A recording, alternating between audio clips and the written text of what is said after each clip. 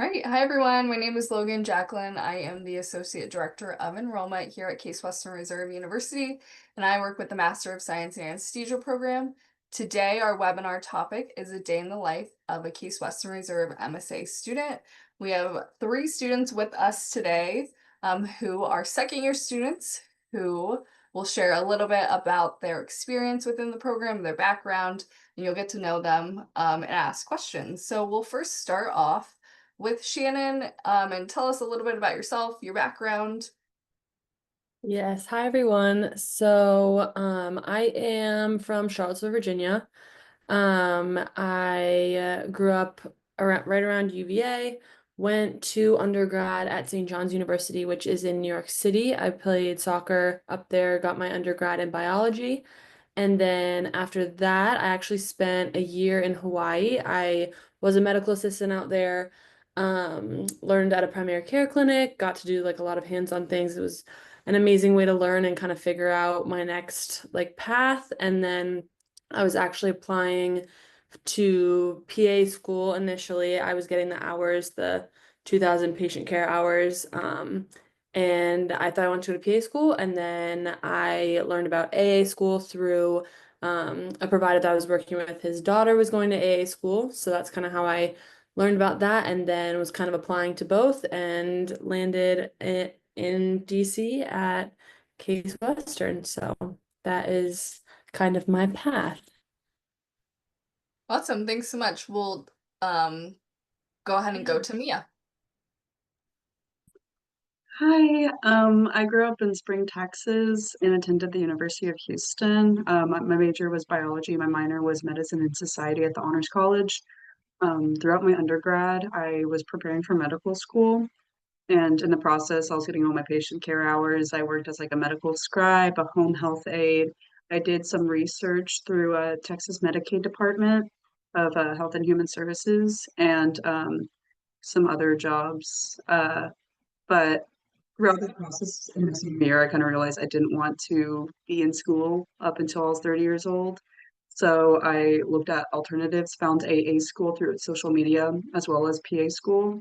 I applied to both in the same cycle, got interviews for both, but ended up going through with AA school, mostly because I preferred the work-life balance. And I only applied to Case Western Houston because I wanted to stay in Texas, and I prefer the 20-month program over the 28-month program. So yeah. And now we'll switch over to Mike. Hey everyone, I'm Mike. I grew up around Charleston, South Carolina. I went to the University of South Carolina for my undergrad. Typical pre-med undergrad was a biology major, and after I graduated, while I was still in school, I kind of was moving away from becoming a physician. Lots of different reasons, but like Mia mentioned, didn't want to do another, 8 years, 10 years of school. And then was also looking for maybe something that would give me more well-rounded happiness in life. So I worked in an ER in Charleston for a year after I graduated, and that let me interface with a ton of different healthcare professionals. All different types of physicians were consulted down to the ED. Got to talk to them a lot about how they like their specialties, how they liked being a physician. Got to also talk with people like RT, like respiratory therapy and the imaging techs. So I got a lot of great exposure, and then luckily found the AA career while I was there working at the hospital.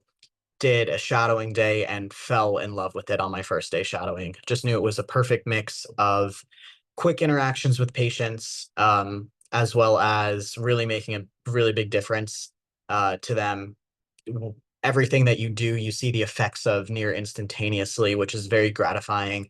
But then you still get to clock out and go home at the end of the day and be your own person outside of work.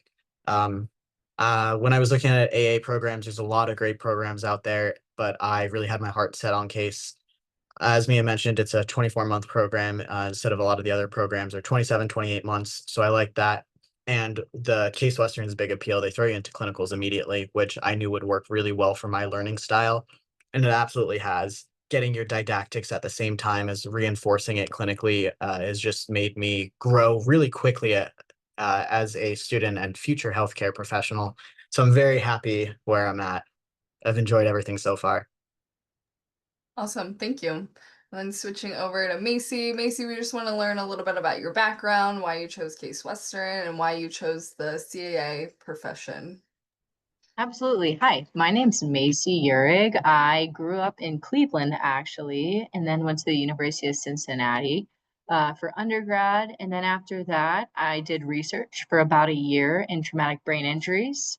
And then I moved to Austin, actually prior to getting into the program, due to some family stuff and so on and so forth. And then was an anesthesia tech at the hospital that I did all my first year rotations for, actually, at St. David's down in Austin, Texas.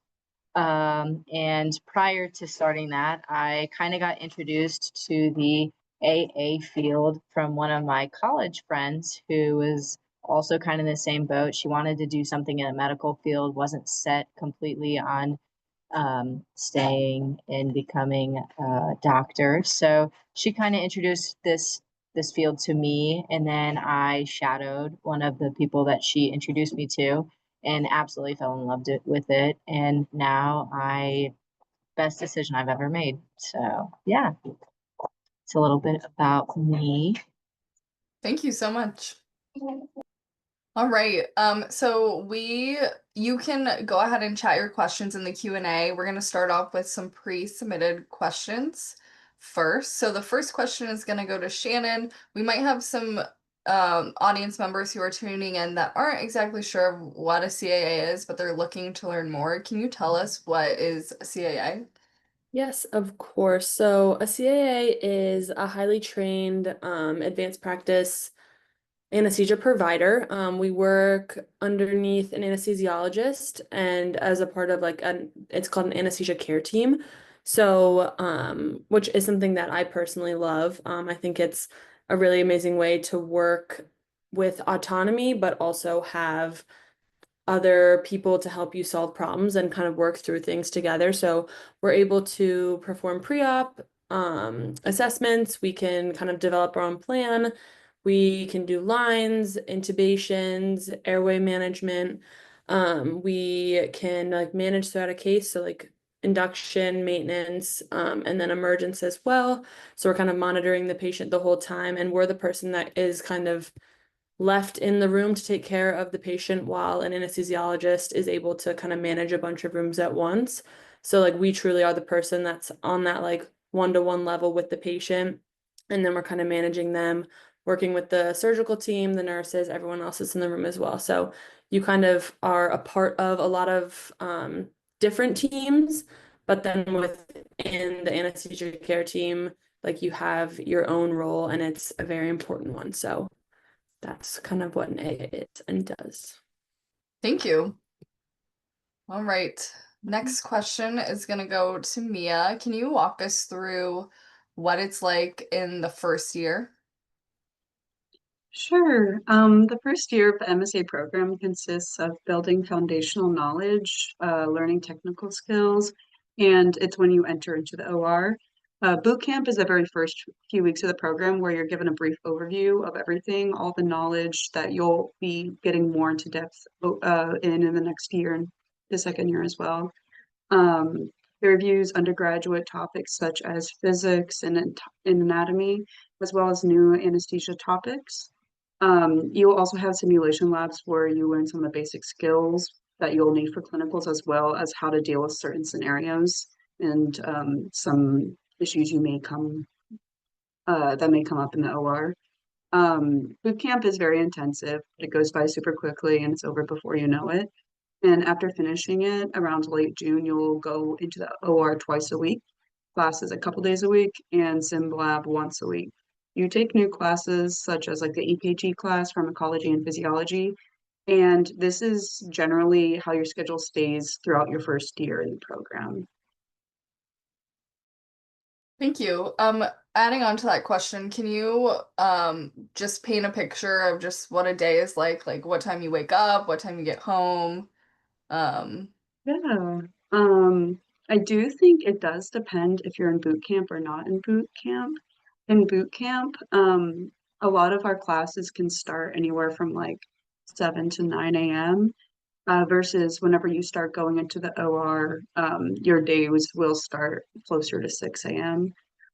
During your boot camp experience, you usually get to class around 7, study for around an hour, and then you'll attend classes usually from around 8 to anywhere like 5, 6 p.m. with some breaks in between while you'll be attending those classes or going to sim labs.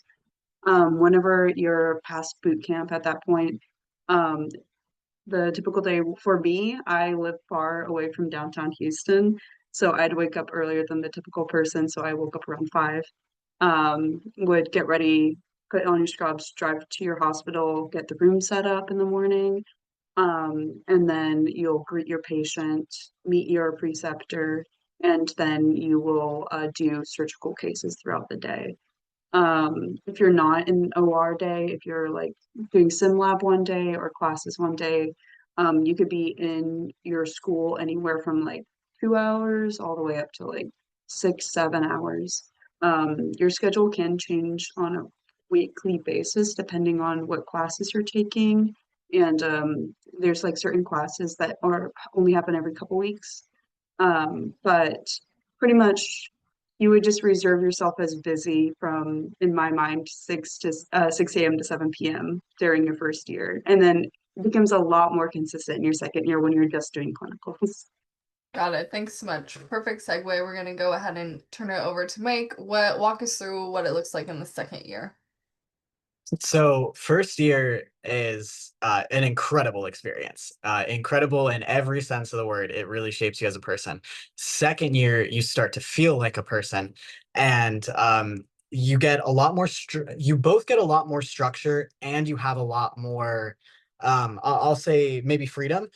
There's a lot of in my program at Case Cleveland and throughout a lot of the other campuses as well. You get to do 8 specialty rotations and 4 general rotations, which aren't necessarily at your home campus. So currently, like I go to Case Cleveland, but currently I'm in Indiana doing my neuro rotation, and I just came back from a general rotation in Albuquerque, New Mexico. So even though every day follows the same schedule, which is clinicals, clinicals, clinicals, second year is full-time clinicals. I get into the hospital between 6 and 6:30 to set up, and then I leave either at the end of the day. It depends, depending on where you're rotating. You either leave when your cases finish, which could be anywhere from 3 p.m. to 7 p.m. So you're doing 8, 10, 12-hour days in clinicals Monday through Friday, typically. But then you don't have that didactic course load. So it's you're basically acting as a working professional. Now, right now we're still in summer semester, so when fall semester starts up, we'll start to have things like board review lectures, journal clubs where we go over pertinent anesthesia articles and other educational opportunities that will be added in to our clinical workload.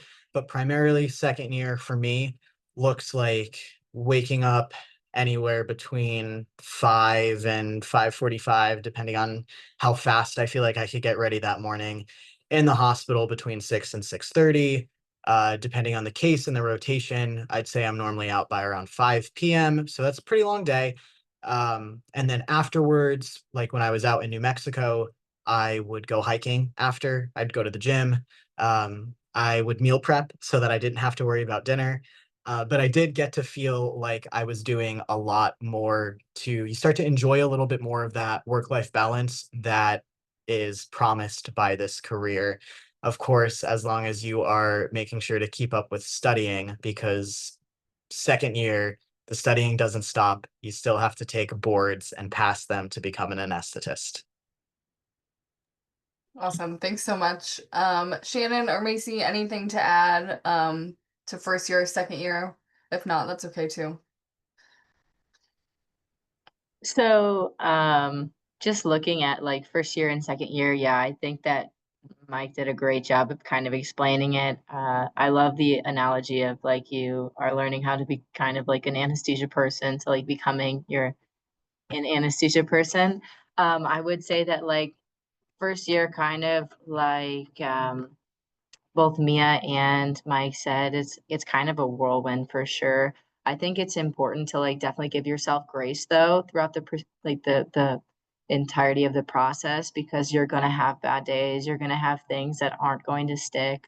Something that we talk about a lot in Austin is that we're kind of a pack, like our class is a pack. And so reaching out to your classmates about things that you're like, you know, man, I like really can't understand this, or like, is there a better way for you to explain this topic to me, and kind of sticking together, because that, I mean, that's what you're going to do as an anesthetist as well. Like you're working in it as a team, like you need surgery, you need anesthesia for surgery. So just kind of developing those skills throughout school is very important, and something that I thought was very, very helpful. But yeah. Thank you. And then Shannon, you had a little bit different experience your first year. You had the opportunity to go on a mission trip in DC. Can you tell us a little bit about that? Yes. So, DC every year gives, or I believe it's typically two people, but basically we go on a mission trip to the Philippines. We go through a program called the Medical Mission of Mercy. And it was the most amazing opportunity I've probably ever participated in my entire life. We had to submit applications, so my entire class, it was open to everyone. And once the two people were chosen, they talked to us further. Basically, we flew into Manila in the Philippines. Every year it's in the Philippines, at least it has been in of all the years that I know of. But we'll go to different places in the Philippines.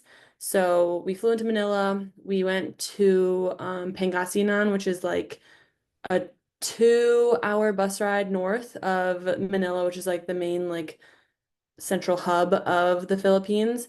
And then we spent a week up there. So the they have everything from dental to procedures of like removing like tumors. We saw like a lot of pediatric patients, so a lot of like cleft palate, cleft lip.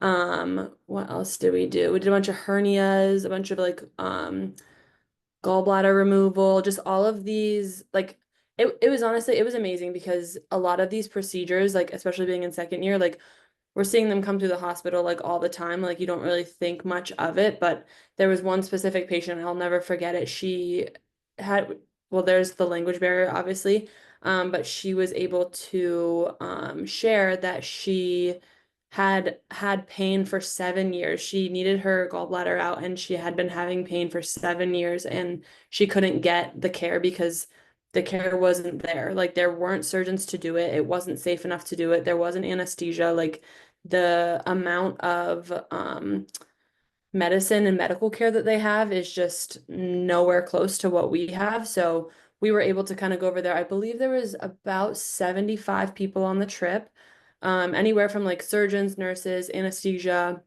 also people just like checking everyone in, like kind of keeping the crowd at bay, like kind of managing everybody.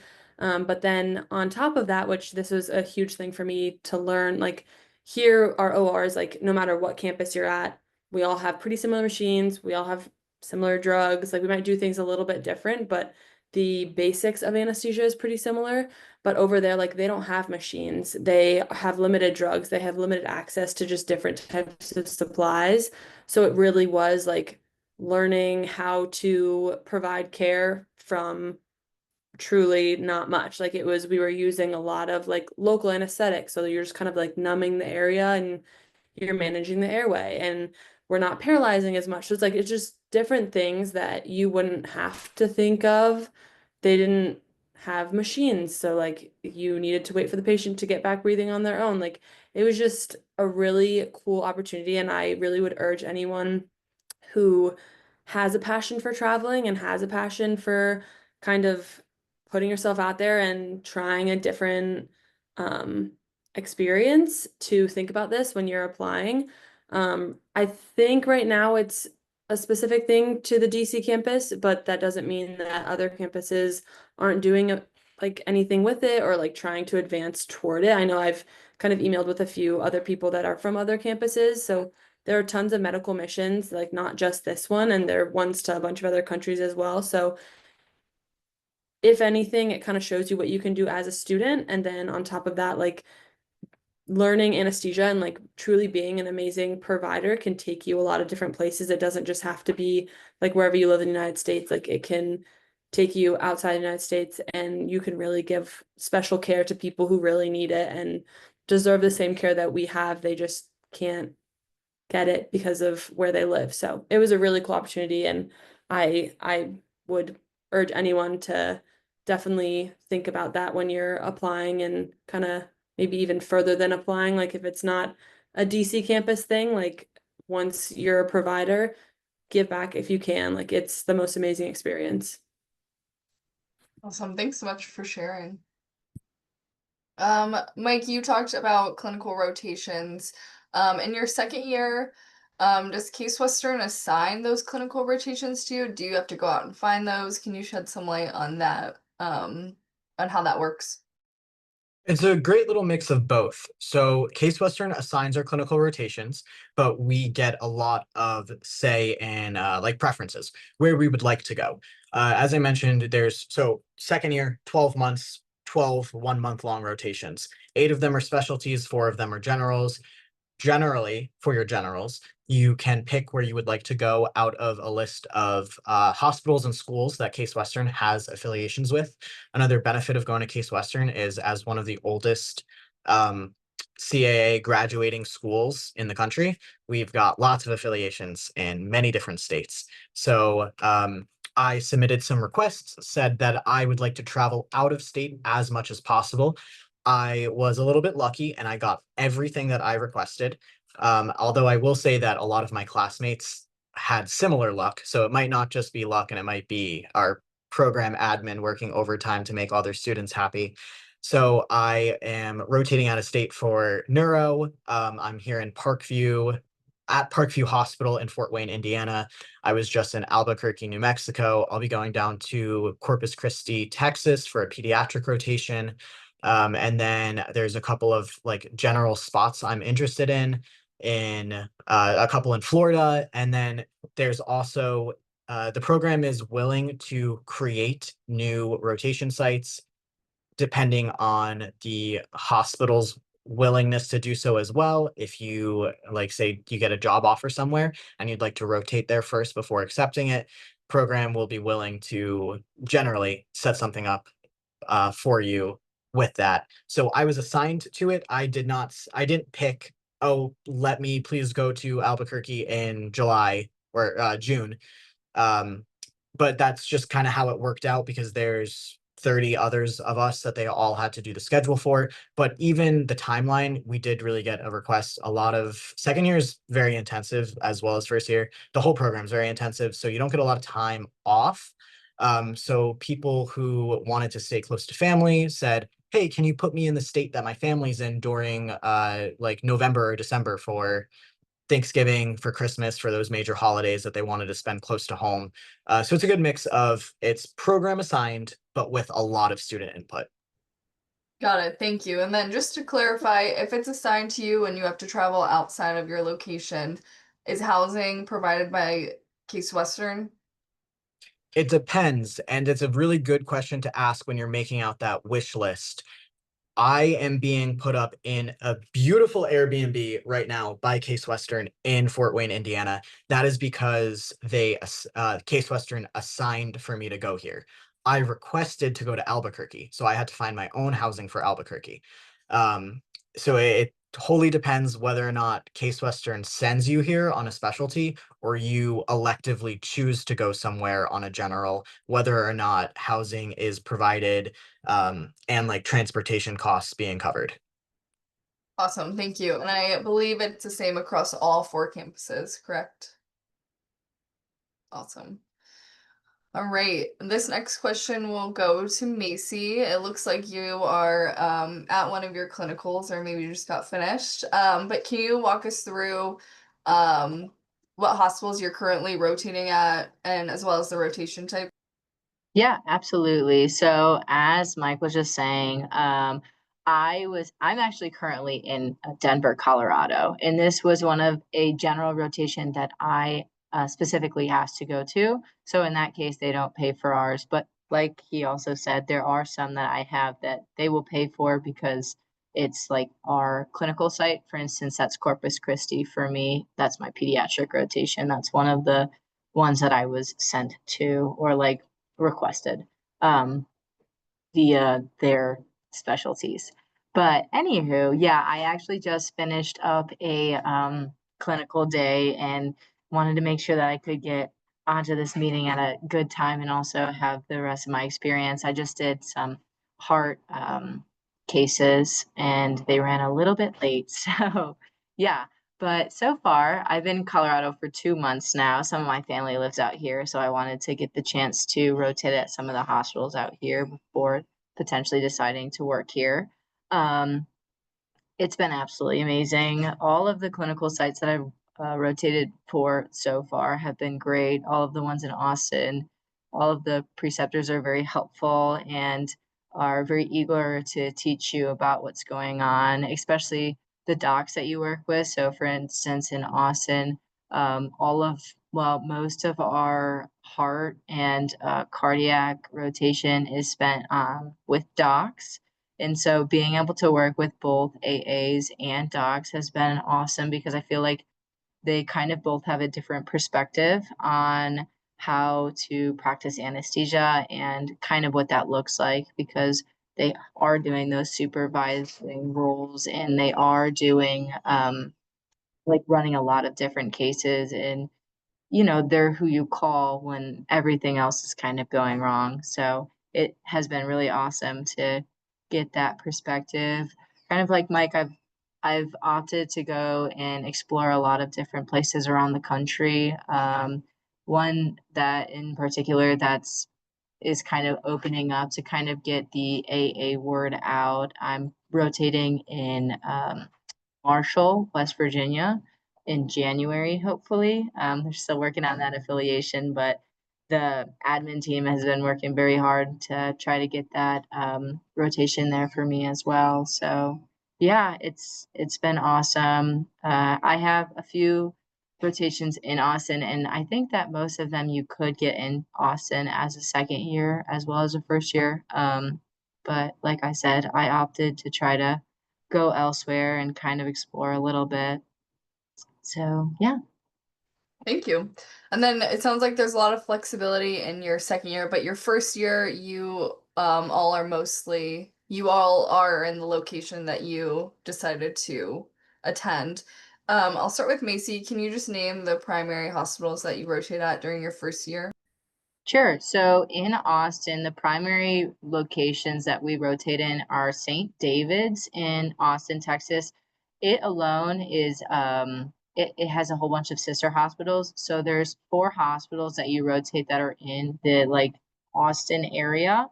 And then there's also another site called Baylor Scott and White, and they have 1 site that you rotate in. So there's kind of 5, but usually it's like a month-to-month thing. So 1 month you're at Austin North. 1 month you're at Austin, Maine. I'm at St. David's, Maine. 1 month you're at St. David's South.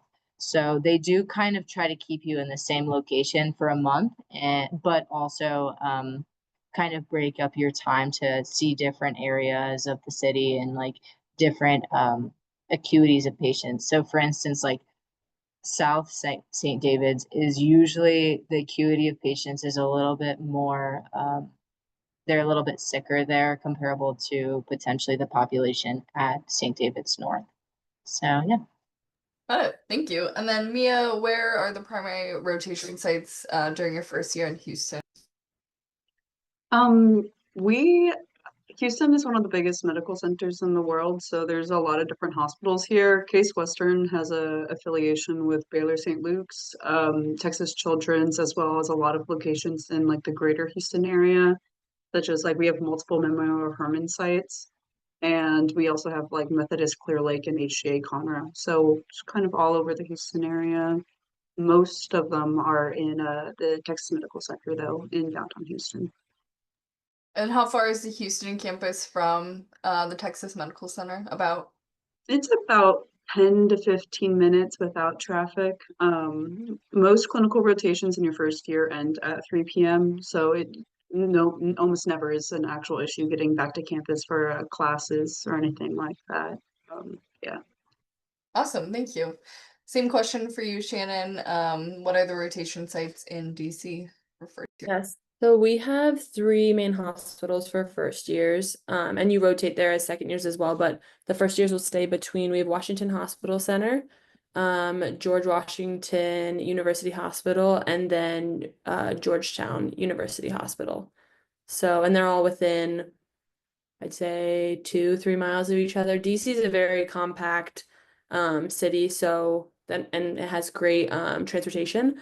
So a lot of our students, a few have cars, but a lot of people, even with the cars, kind of opt to either ride the metro, the bus, or kind of walk. So it's very walkable city, and then those are our three main hospitals for first years. Got it, thank you. Same question for you, Mike, in Cleveland. We have 5, but we have university hospitals, which has a couple of different locations. Most people are either at university hospitals downtown, which is actually a little bit east of downtown Cleveland. That is the hospital that I lived closest to, so I would just walk there in the morning. And then Metro Health, which is a little bit south, but I would drive there and it would take me like 15-20 minutes. Those are the two main hospitals that first years, like the majority of first years are at. And then, but every couple of weeks we'd rotate around, and there's also opportunities at Lutheran Hospital, which is an affiliate of or it's one of the Cleveland Clinic locations. And then St. John's and Lake West, which are both University hospitals, but they're just separate from the main branch. Thank you. All right, I'll turn this question over to Shannon. We've heard that this program is very rigorous. If you feel like you're falling behind or struggling, do you think can you seek help from faculty members? Is there a mentor program in place? Yeah, so there is a mentor-mentee program in place. So as you all know, it's a 2-year program. So typically you will get paired with a second year. So like if you're a first year, you get a second year. I find this to be very helpful. As a first year, I definitely was texting my second year all the time, asking questions. She was very responsive, was very helpful. And then now being a second year, I also was a part of kind of pairing mentors and mentees, which was really fun. But kind of ensuring that you have that communication. I've texted both of my mentees today. I have two, both of them asking me different questions, but just being available. And I think everyone is very understanding that this is obviously a difficult 2 years that you go through. So even beyond that mentor-mentee, we also have an amazing staff. I know the staff at all of the programs are amazing, but honestly, that is something that confirmed my attendance at specifically KCDC, but I didn't talk to the other instructors. But at DC, it truly is like as long as you like are showing progress and not giving up and being super consistent and doing your best, they want you to succeed. It's not like the type of program where if you get a certain grade or you do something like wrong, like you're going to be kicked out. That's definitely not what it is. Kind of how Macy had described like her pack, like that's the same idea here at DC. Like everyone is doing their best to stick together, everyone studying together, tons of like group study, a lot of sharing of notes. Instructors will stay late so that you can meet with them. We have like certain like programs that people also will go on. So say you're like falling behind a little bit in a certain class, like you'll meet with an instructor. The instructor will like kind of keep you on a certain like regiment to make sure you can like make progress. So everyone's really rooting for you. Once you make it into the program, they want you to succeed. They want the best AAs to come out of each of our programs and case as a whole. So I think it can be difficult. It will be difficult, but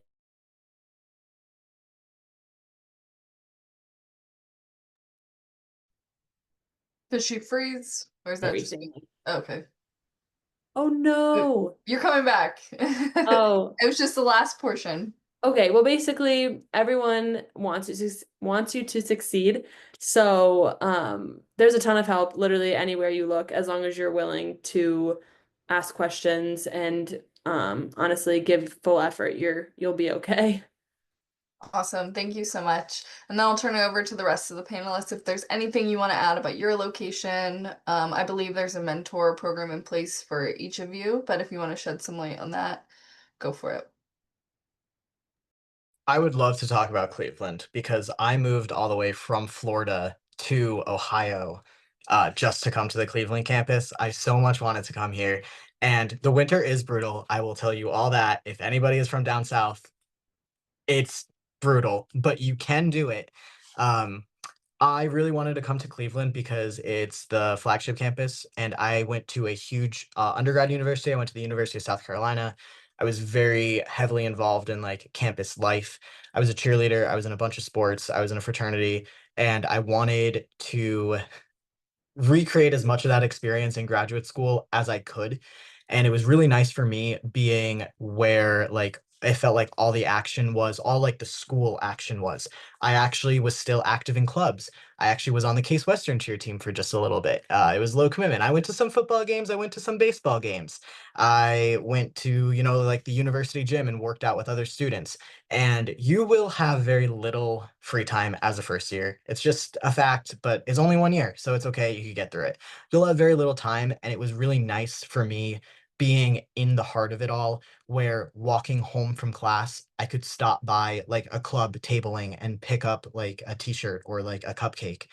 I knew that I thrived in a big college setting. And even though I wouldn't call Case Western a big college, being where the undergrad university was and kind of like where I felt like was in the heart of it all was really important to me. And I'm glad that I braved the winter to make that decision. I don't regret it.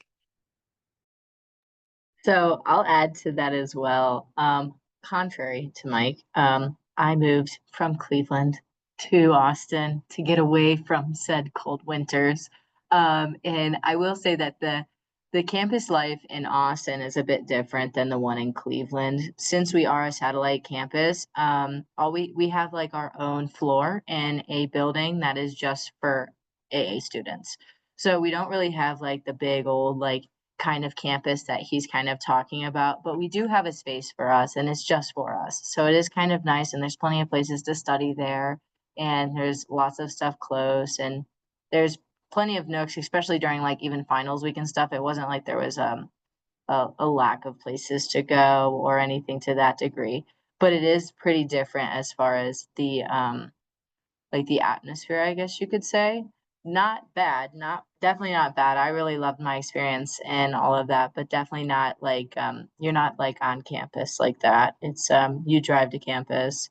Um and it's in a like a said building or whatever. But going back to Shannon's stuff as well, and kind of talking about the mentoring program and stuff, Austin's is awesome. I have both. I had a student mentor who was the second year and now is graduated, and I talk to him, I don't know, probably weekly, just on like class stuff, clinicals. Maybe there was a preceptor that I was wondering about or something like that, something simple like that. It was very helpful to just have that feedback. And then as far as faculty mentors, I even to this day, like I texted mine last week about just some things in clinical that I was struggling with that I was like, you know what, like, is there any tips and tricks that you have or upcoming different upcoming clinical rotations that I had and some advice that she could give me. And, it's just nice to have someone who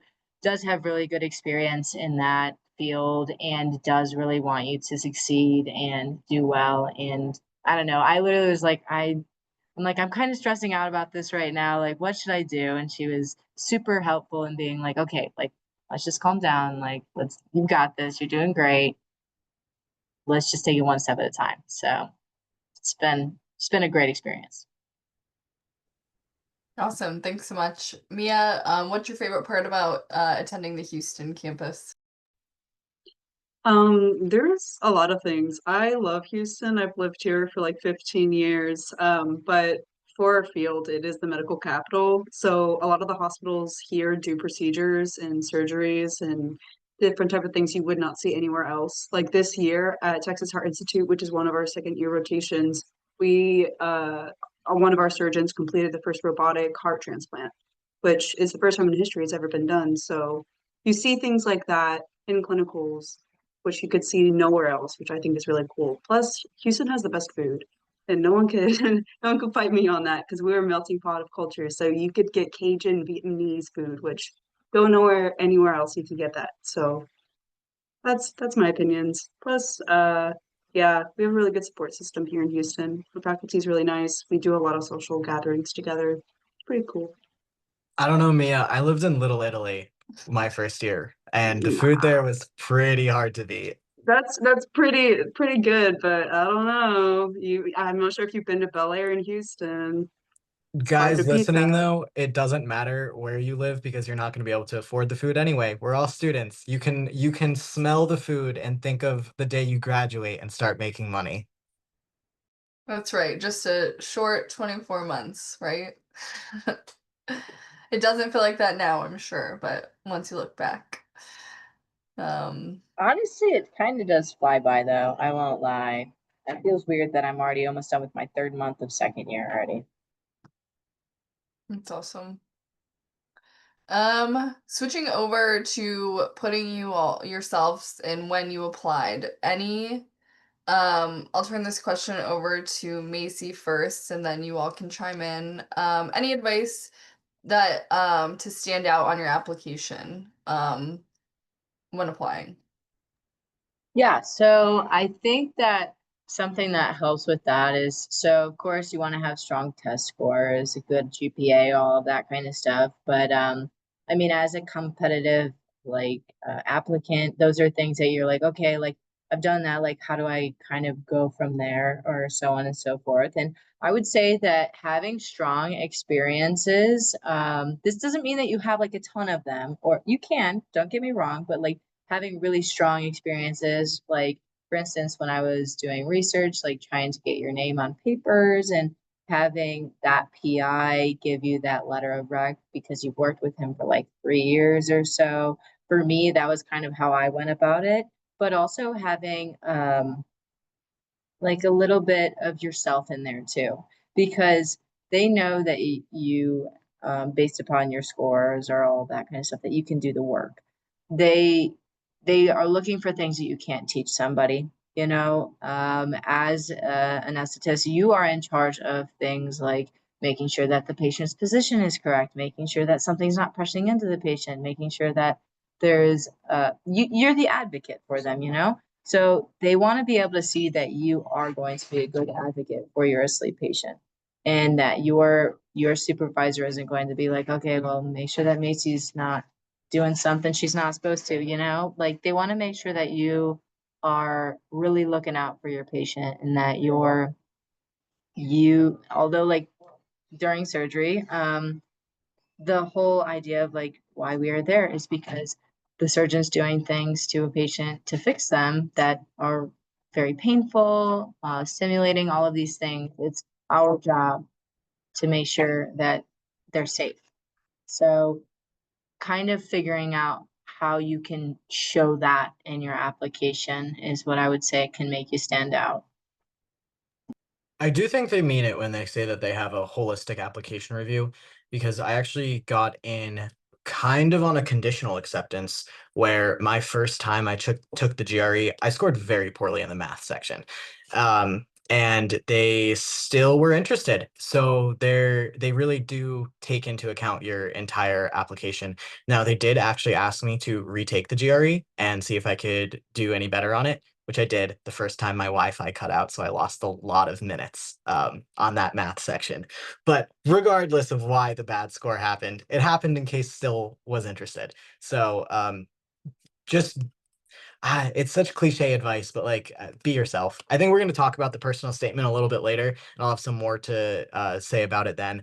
But you want to put yourself into your application, because at the end of the day, we are patient facing. We are real people who are talking with real patients, and you need to not only be good at math and writing and science and physiology and whatever else is tested on the GRE, but you need to be a good person who case admin thinks will be a successful anesthetist. Awesome, thanks. We can actually dive into a personal statement now. If you want to share, Mike, what tips you have for your personal statement. So my biggest tip is to not make it to make it very specific. Don't be generic. Like Mia just said, lots of people have good scores. Some people have mediocre scores, but lots of people have really good scores. Lots of people went to great colleges, have great patient care experience. Um, whatever experience you yourself have, think about how specifically that helps you as an anesthetist. This might be something you should talk about when you're shadowing. Talk to the anesthetist and say, hey, these are all the things I've done. What qualities or what out of these experiences do you think translate well to anesthesia? Or think about how those shaped you as a person.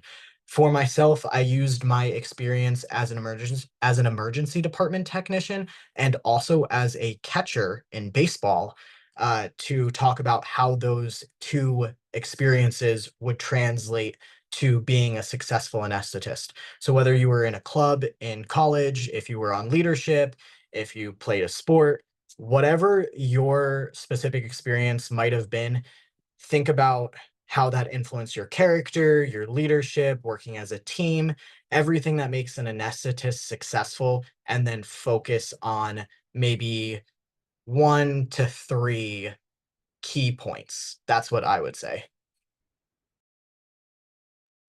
Awesome, thanks so much. All right, let's say you applied, you get an interview. Shannon, can you tell us best way to prepare for interview day? Maybe don't give logistics of interview day because that should be kept inside, but just how best to prepare.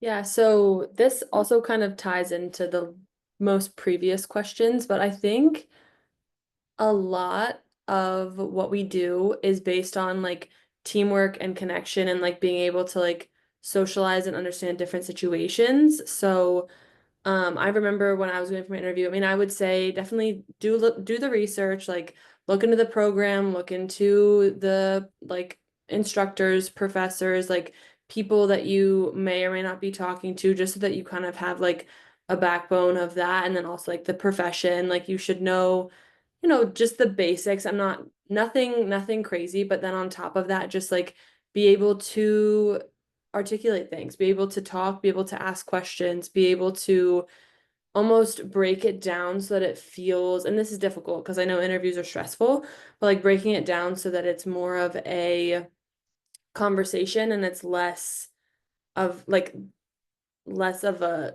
interview. So when I was interviewing, one thing that I actually loved, and honestly, this is probably the main reason why I chose to come to KSDC, was that the interviews felt personal to the point of where they were like, we know your numbers, we know your background, like we read everything, we've got it, but talk to me about this. Like I had actually that like the head of our program at that time, and I don't remember the exact time. It was like 20 minutes ish per like talk. Like it's like a one-on-one conversation.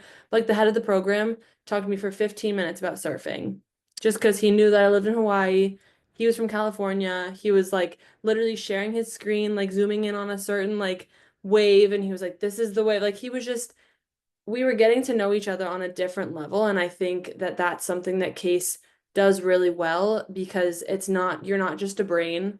Like you're not just going to be in an operating room, like looking at a number, specifically treating something. Like you're going to be working with the surgical team. You're going to be working with your anesthesia team. Like you're going to need to communicate with the patient and like make them feel safe and like you know what you're doing. Like there's just a lot of social aspects to the job that I think some people don't realize. So it's almost like show that you're quirky, show that you have an interest in a random thing that's not specifically related to anesthesia. Like they're not looking like they know your numbers. They wouldn't have given you the interview if they didn't think highly of you. So then at that point, it's just kind of being able to communicate and have a few questions maybe ready. I'm not going to say specific questions, but just kind of do your best to let go of some of the nerves, and like they're either going to take you as you are or they're not, and you kind of have to be okay with like both situations, and hopefully they'll take you, and then you'll be able to, you know, get to work from there. But I think just like Mike said, be yourself. It sounds stupid, but it's really true, because they just want to see who you are and make sure that you are like compatible with the program and that they think you can like succeed in this field. Awesome. Thank you so much. Next question will go to Macy. Um, we've heard it's rigorous. What are some ways that you stay level-headed during this program? Yeah, absolutely. So for me, I personally went to being outside and working out, at least trying to do it daily, or being outside for like 30 minutes or so, because yeah, it's definitely something that's very, very important. For me, two things that I learned in this program is that sleep is so very important, and that having a little bit of time for yourself also makes a huge difference. For instance, your brain needs time to kind of decompress and digest that information that you just learned. So being able to like have a really hard study grind, and then being like, okay, I'm gonna go on a run and then shower and then come back to this, and taking like maybe like an hour out of your day is so very important than just trying to like jam information in and have it fall out 5 seconds later. So really, like I said, I found it in working out, and I got super big into like hot yoga for a little bit, and running and all of that kind of stuff, just to kind of give my brain a bit of a reset. And that was kind of how I did that. I also did a lot of these activities with classmates and friends, just so that you also have that social aspect as well. Room 3. Awesome. Thanks so much. So we're coming up on the hour, so we have about 4 more minutes left. So I'm going to turn it over to the panelists to just ask if there's anything else you want to share with the audience.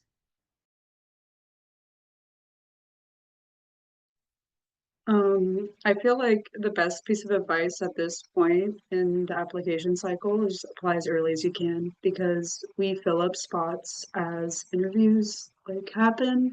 Like a lot of us get the response on if you get in or not to the program like 2-3 days after you interview, and interviews start, I believe, next month. So apply early. That's all I really gotta say about that. I think that's great advice. There was somebody in the chat who asked about applying with a lower GRE score sooner or waiting. Of course, I am not an admissions counselor. This is just based on my advice and personal experience. I would say apply with your lower score, especially if there's a place where you can say, hey, I plan on retaking it. I think that's what I did. I think on my CASA application, I put down what I got on my GRE, and then I indicated that I had a future test date scheduled. And I'd say apply early. Yeah, I would say exactly the same thing. I did have some friends who applied a little bit later, and all of them were like, I wish I would have applied earlier. I think it would have been just a lot less stressful in general. So There were a couple questions about shadowing. I think I tried to type it out but let me just give a quick verbal answer. If you work at a hospital with CAs or anesthesiologists, perfect, ask them. If you don't, even if you live in a state where CAs don't practice, email your state academy. They are very used to getting emails from interested students. They can point you in the correct direction of where to shadow. Email your state academy. They can give you shadowing advice. Also, you could Google your local hospitals, and like if an anesthesia group staffs that hospital, email the anesthesia group. You're gonna have to get comfortable with being uncomfortable and doing a lot of cold emailing. Awesome. Great advice. Thank you all. The panelists for taking time out of your busy day to talk to the audience and give your insight. I dropped some links in the chat. So if you have admissions questions, please email the program, msaprogram@case.edu.